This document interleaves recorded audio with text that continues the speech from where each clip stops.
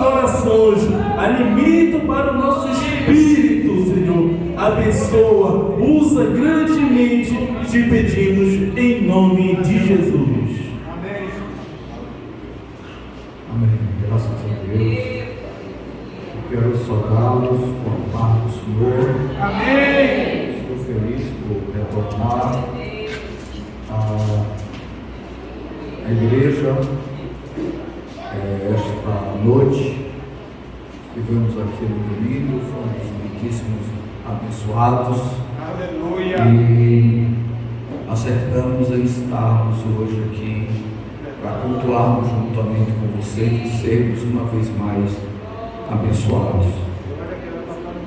Fico feliz de estarmos aqui podendo compartilhar a palavra de Deus, algumas experiências que Deus tem trazido ao nosso encontro.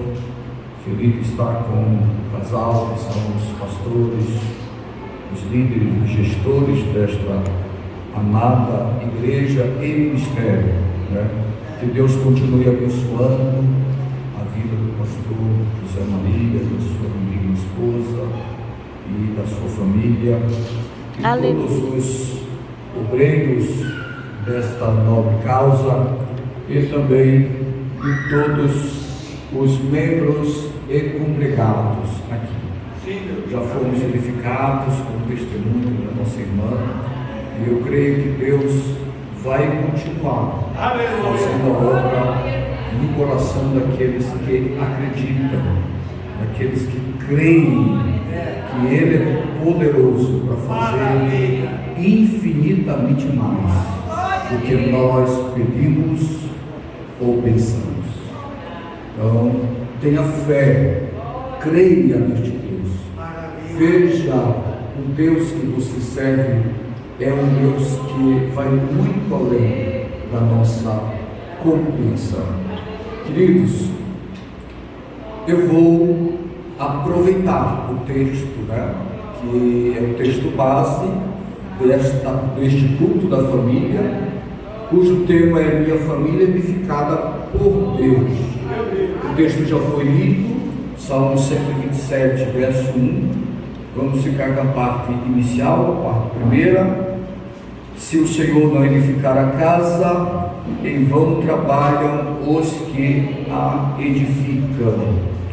E também eu gostaria de também ler com os irmãos o que está escrito em Mateus capítulo 7, a partir de alguns versículos do capítulo 7. Queremos também aproveitar e falarmos também um pouco aproveitando este texto, a partir do 24 de Mateus 7, que diz assim: todo aquele, pois, que ouve estas minhas palavras e as põe em prática, será comparado a um homem prudente que edificou a sua casa sobre a rocha. E a chuva caiu, os rios se encheram, os ventos sopraram e bateram com força contra aquela casa, contudo ela não caiu, porque estava alicerçada na rocha. Mas todo aquele que ouve estas minhas palavras e não as põe em prática, será comparado a um homem insensato que edificou sua casa sobre a areia. E a chuva caiu, e os rios se encheram, os ventos sopraram e bateram com força contra aquela casa, e ela caiu, e a sua queda foi grande. Então, vamos sentar, glorifiquemos ao Senhor por estarmos aqui, por estarmos participando deste culto de louvor e adoração ao seu santo e maravilhoso nome. Me permitam, antes de nós meditarmos naquilo que Deus tem colocado no nosso coração, compartilharmos com vocês alguns projetos que estamos desenvolvendo segundo a direção do Senhor. Primeiro, eu louvo a Deus porque esta igreja, este ministério é um dos primeiros ministérios, ou foi um dos primeiros ministérios a adotar este projeto que eu vou me referir para facilitar o trâmite de uma área da igreja. Esse projeto chama-se Banco Carpus, ou Carpus Bank. É um banco missionário, é um banco que Deus colocou no coração do meu genro, que mora na China, com a minha filha, a missionária Adna, um banco digital. Eu não tenho tempo de dizer a vocês, mas apenas eu quero pedir que vocês estejam orando por este projeto. Como eles têm o coração e a mente missionária, e Deus de forma miraculosa, porque quando a gente fala em banco, a gente pensa que as pessoas têm milhões, têm bilhões, e Deus deu, como diz um amigo meu, a 0,800 no meu genro e para minha filha, que são missionários, e a minha filha desde 13 anos está envolvida em projeto missionário, numa preparação longa de quase 7 anos. Hoje ela está já com mais de 30 anos, aqui eu posso dizer, ela não gosta nem que eu disser, mas ela saiu adolescente de casa, e hoje lá está com a Mariana, minha neta de 6 anos, e com a Esther, minha neta de 4 anos, e eu acredito, eu tenho fé, que esse é um projeto que vai muito abençoar a médio e longo prazo a obra missionária no Brasil e nas nações, porque além de facilitar toda a questão para as igrejas que os demais não facilitam, também vai proporcionar aos missionários que não têm comprovação de renda ter uma renda, ter um cartão que os ajude nas suas necessidades mínimas, principalmente no tocante à viagem e às vezes a comprar alguma coisa de um valor um pouquinho maior. Então, fica o meu estímulo, Carpus Bank. Você acessa e você segue lá as orientações autoexplicativas, e você então poderá fazer parte desse grande projeto de Deus. Também quero convidá-los a estar conosco toda terça-feira. Nós estamos lá na RBN 104.9 com o programa Chá da Tarde com Missões. Então, esse programa, agora eu estava conversando com o pastor Zé Maria, ele estava me dizendo, eu tenho vontade de vir lá no programa, mas o programa é só no tocante a missões. Mas missões ela é múltipla, ela tem uma visão no mínimo quadridimensional, quadridimensional, aquela 4 visões que Jesus estabeleceu em Atos 1:8, Jerusalém, Judeia, Samaria e os confins da terra. Então, quando nós estamos aqui pregando, quando vocês estão entregando o folheto ali na frente, no trabalho, vocês estão fazendo a obra missionária, e nós em missões chamamos missões urbanas, né? Então nós temos muitas configurações de missões. Então todos nós estamos envolvidos e incluídos nesta visão de Deus, que é a visão missionária, quer orando, quer contribuindo, quer mobilizando, quer indo, mas nós devemos nos envolver e nos comprometer. Muito mais do que nos envolver, nós precisamos nos comprometer com a obra missionária. E lá nós estamos tratando. Então toda terça-feira, de 1h30 a 2h30 da tarde, nós estamos lá, inclusive, literalmente, sempre que possível, levamos um chazinho lá, para a gente tomar e fazer jus. E até iniciamos uma campanha de quem está em casa também queira tomar um chazinho nesse horário, faz um chazinho e manda depois uma foto para a gente compartilhar. E também Deus está nos dando uma rádio web,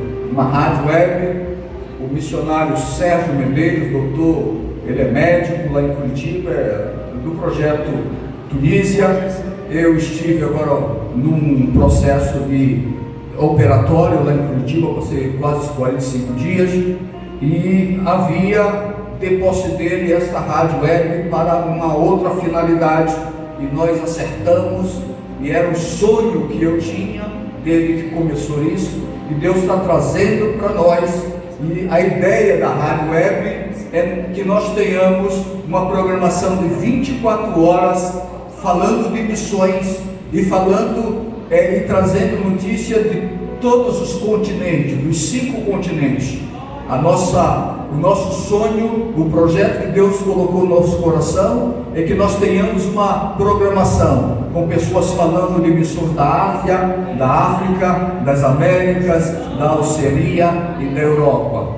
Orem por isto, para que Deus nos ajude e assim nós possamos alcançar, através dessa ferramenta poderosa que é a internet, a tecnologia, possamos alcançar também as nações.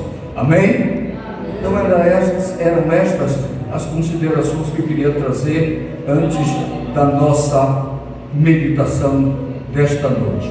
Queridos, com base no texto que nós lemos e nos 2 textos, no segundo texto ele fala de 2 tipos de terrenos: o terreno baseado com areia e o terreno firme com pedra.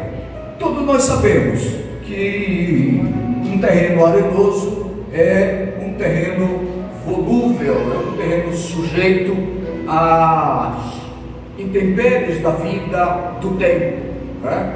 Quando a gente vai por aí e conhece aí um lugar que tenha muita areia, você sabe que o vento remove a areia de um lado para outro. Uma hora, por exemplo, aí no Nordeste tem umas grandes dunas e tempo depois essas dunas já desaparecem, vão para outro lugar, porque o vento se incumbe de levá-las e de fazê-las de vez em quando em lugares diferentes. Diferentemente das rochas ou das pedras, que até a água, que é muito forte, dificilmente consegue movê-las, né? Muito dificilmente, sobretudo as grandes rochas. E Jesus falou lá este texto, mostrando, se referindo à palavra, mas eu gostaria de colacionar, gostaria de trazer para nós, relacionado à família, relacionado ao nosso tema, relacionado aqui à nossa temática esta noite. Minha família edificada por Deus. Nós precisamos entender que a nossa família precisa estar edificada sobre algo sólido. Aleluia. Ninguém mais sólido do que Deus. Aleluia. Para a nossa família estar edificada. Porque com certeza, e o pastor já se referiu hoje, do que talvez nunca na nossa história a família foi tão assolada, tão ultrajada, tão aviltada na sua concepção, na concepção que Deus deu à família. É verdade, Deus. E se esta família não estiver plantada sobre um terreno sólido, fatalmente ela tombará, ela vai sufragar, ela vai cair, como diz o texto sagrado dito por Jesus. Então, o primeiro ponto que a gente precisa entender quando nós lemos este texto dos terrenos, e eu fiquei pensando hoje à tarde, eu digo, vou trazer esse texto para colaborar com o texto do salmista, que diz que a casa precisa ser edificada pelo Senhor. Aleluia. E eu não vou entrar nesse ponto, mas eu queria deixar aqui registrado alguns pontos de uma família que pode estar edificada sobre um terreno arenoso. Uma família que pode estar edificada sobre um terreno arenoso, lá existe muita murmuração. Aleluia. Então, isso é um sinal vermelho. Aleluia. Se existe muita murmuração numa família, cuidado, ela pode estar edificada sobre um terreno arenoso. Aleluia. Uma família que está edificada também onde há muita, onde se cede muito a tentação. E toda hora nós somos tentados enquanto indivíduos da família ou como coletivamente como família. E nós precisamos fazer como a Bíblia diz: resistir ao diabo, resistir à tentação. Então é um outro sinal de que esta família pode estar edificada sobre um terreno arenoso. Também uma família onde existe mentira, onde os integrantes vivem num clima de mentira, os relacionamentos estão baseados na mentira, também é muito perigoso, porque denota, aponta para um terreno arenoso. A infidelidade também é um outro aspecto muito negativo no tocante a onde está edificada a família. A rebelião, a desobediência. Então são alguns sintomas, e eu não quero entrar em detalhes, eu estou apenas trazendo para os irmãos fazerem uma comparação de como está edificada a nossa família, o que está predominando na nossa família, o que é que está acontecendo no seio da nossa família. Porque para edificar, para uma família, para uma casa, está edificada, como diz o salmista: se o Senhor não edificar a casa, em vão trabalham os que a edificam. É lógico que a melhor edificação é estar sobre as rochas, é estar sobre uma pedra fundamental, e esta pedra é Cristo, que o apóstolo Pedro já registra na sua epístola, e Isaías também disse que ele seria a pedra principal, a pedra de esquina, rejeitada por muitos. Este deve ser o fundamento, a base da nossa família. Quando nós pensamos em base, quando nós pensamos em edificação da família e edificação sobre as rochas, nós poderíamos aqui também tratar sobre diversos aspectos desta edificação da nossa família. Os aspectos, por exemplo, físicos, os aspectos sociais, morais. Mas eu queria me deter, aproveitando o tema, sobre os aspectos espirituais. E eu ressalto aqui: todos os outros são muito importantes, aleluia, mas o espiritual, ele se sobressai aos demais. E nesse aspecto, como um pilar, porque todos eles devem ser pilares nesta edificação. Quando a gente pensa numa casa bem edificada, a gente pensa nos pilares, a gente pensa em como vamos fazer para que esta casa esteja firme, para que o vento, para que as intempéries do tempo não derrubem esta casa. Também da mesma forma a família.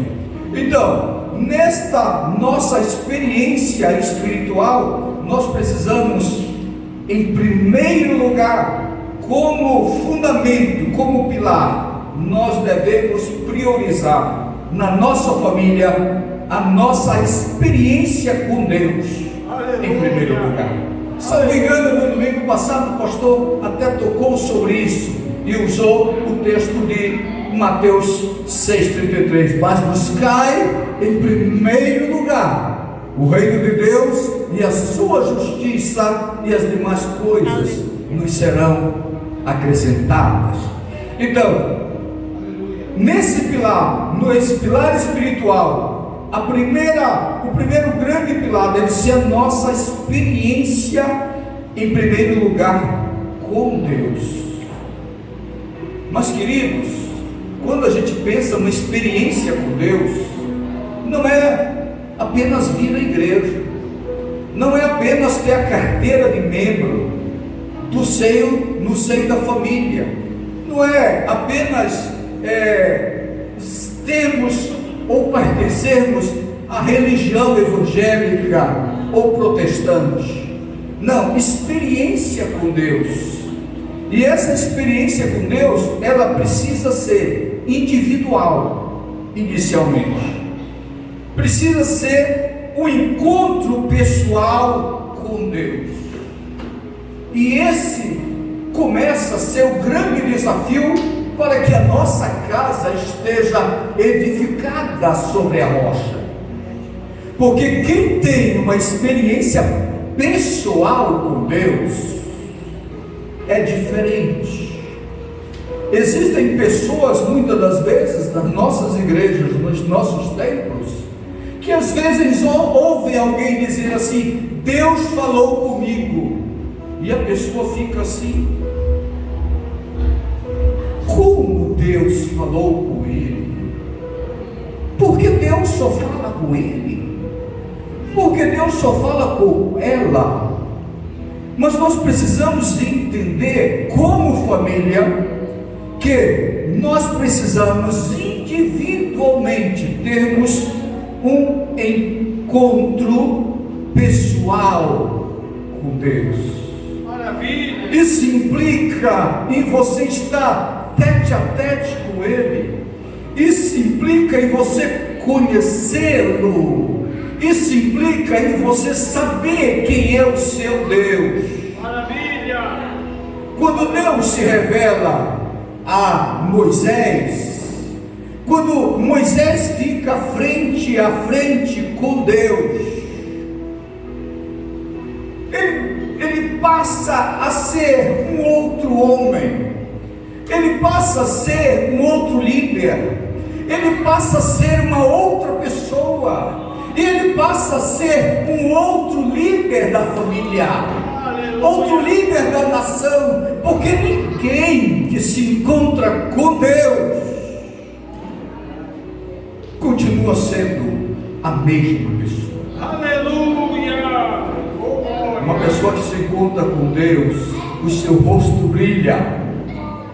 Moisés ficou lá no monte, quando ele desceu precisaram colocar um tampão, porque o seu rosto brilhava, porque ele acabara de ter um encontro pessoal com Deus. Aleluia! Como membros da família, uma família que quer ter um pilar firme e forte, nós individualmente precisamos ter um encontro com Deus. Eu lembro, por exemplo, também do Jacó, o enganador, aquela pessoa que viveu aquela vida complicada, mas um dia ele se encontrou com Deus e nunca mais foi o mesmo. Aleluia! Teve o seu nome mudado, a sua estrutura, a sua mente, o seu posicionamento, virou um guerreiro, ainda que com marcas visíveis do seu corpo.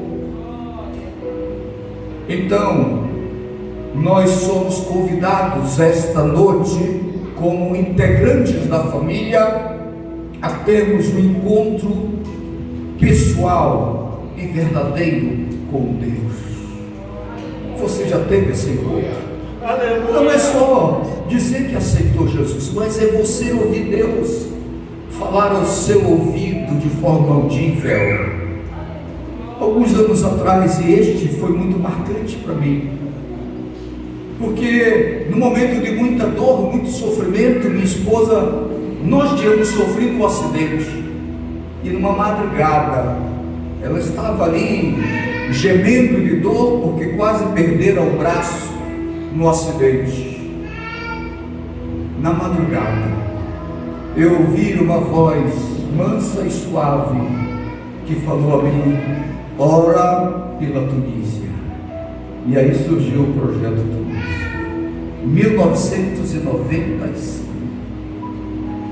Foi uma experiência marcante.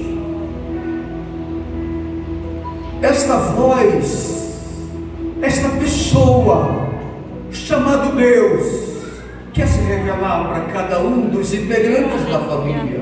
Aleluia. Ele quer ter uma conversa, Ele quer compartilhar parte da sua glória, da sua essência com você, conosco. Bendito é o Senhor. Aleluia. Buscai o Senhor enquanto se pode achar, diz o profeta Isaías. Se você o buscar de todo o coração, diz Jeremias, Ele vai se revelar para você. Você não poderá ficar pensando que Ele só revela-se para o pastor, para a irmã do Senhor de oração, para a sua liderança. Não, Ele quer se revelar para você. Não é um encontro apenas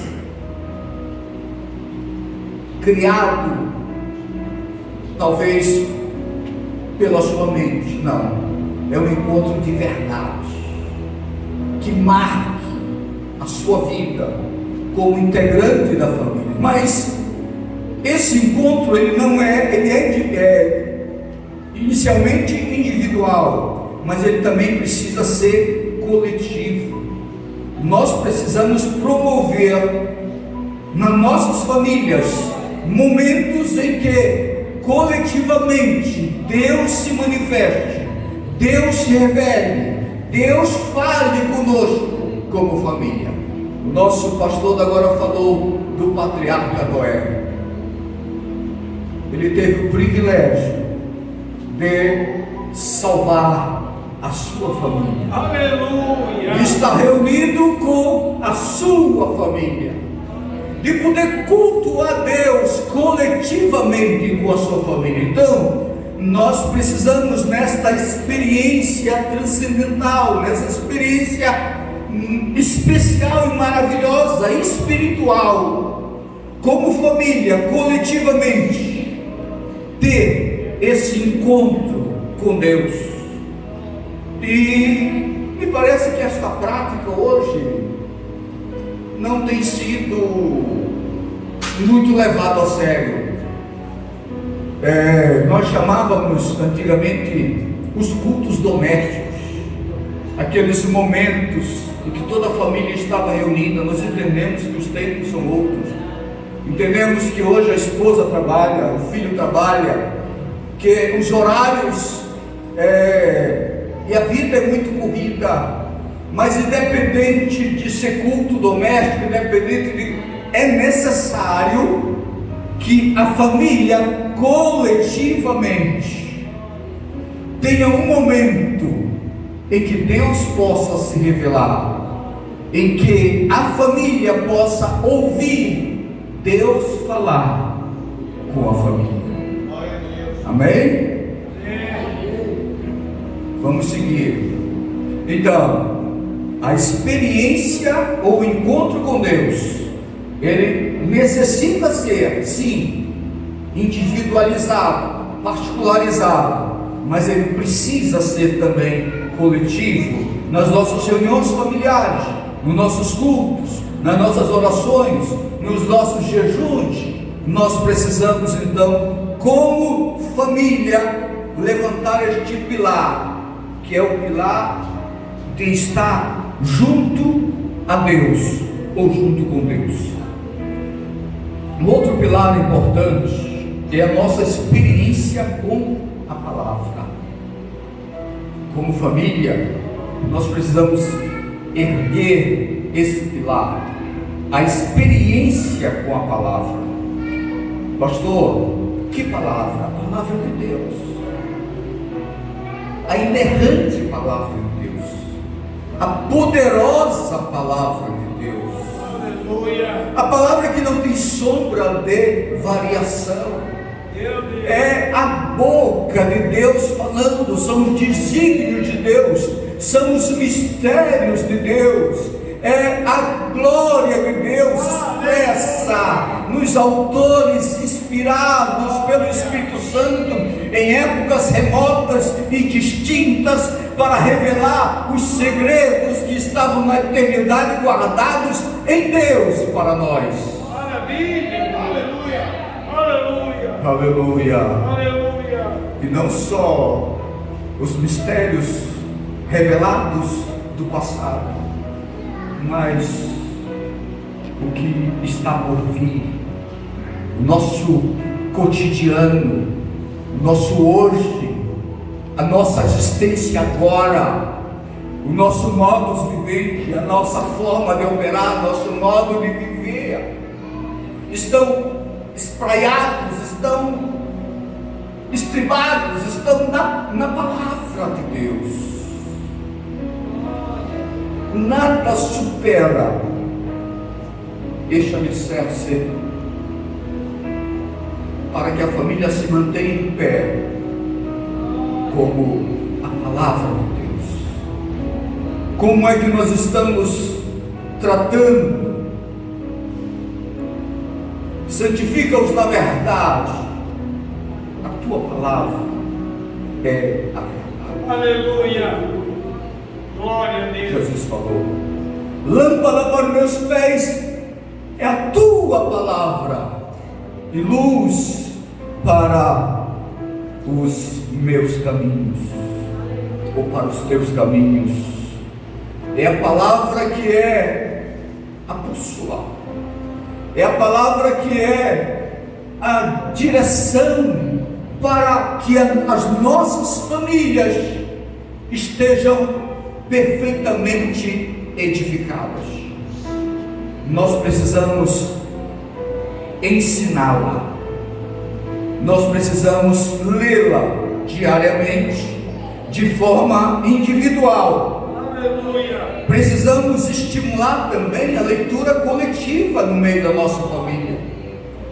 Precisamos não só ler, mas precisamos da mesma forma meditar de forma individual. Pastor, o que é meditar? Meditar é você trazer esta palavra para a sua mente, trazer para o seu coração, fazê-la descer para cada órgão do seu corpo, Meu Deus. de tal forma que venha a outra parte, que é a nossa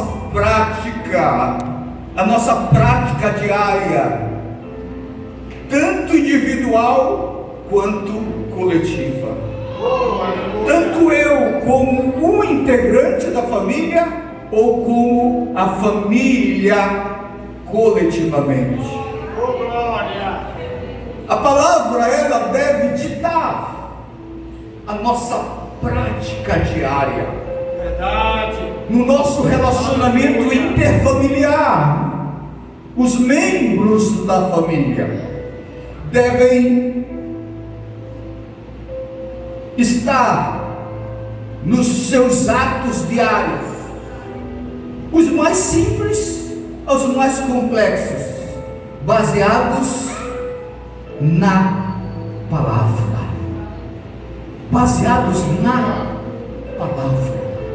Assim a nossa casa, assim a nossa família está edificada de forma sólida. Ensina a criança o caminho, e quando ela crescer, não se desviar. Ensina a palavra. Lá na lei, Deus já dizia aos israelitas: pega e ensina a palavra. Quando tu estiveres sentado, quando tu estiveres caminhando, quando tu estiveres em qualquer lugar, que a palavra tenha prioridade. E ela é um pilar fundamental para que a nossa família nos tempos odiernos, se mantenha de pé. Aleluia. Glória a Deus. Os ventos podem soprar sobre a nossa família. Os ventos da indiferença, os ventos do materialismo, todos os ventos que estão soprando aí. Mas como Jesus usou esta arma poderosa, vocês lembram, né? Daquele embate com o diabo lá. Ele não fez outra coisa. Aleluia. Ele disse: está escrito. É a palavra. Maravilha. Aleluia. Maravilha. É a palavra. Glória a Deus. É qual um martelo que esmiuça a rocha. Aleluia. Oh, maravilha. Esta é a palavra. E uma família edificada sobre a palavra Maravilha, Deus. é uma família com um alicerce firme. Bendito é o Senhor.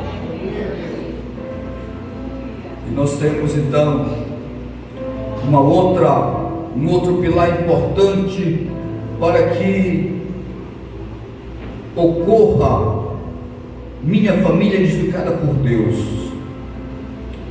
A nossa experiência relacional familiar, e ela deve estar baseada em alguns princípios bíblicos.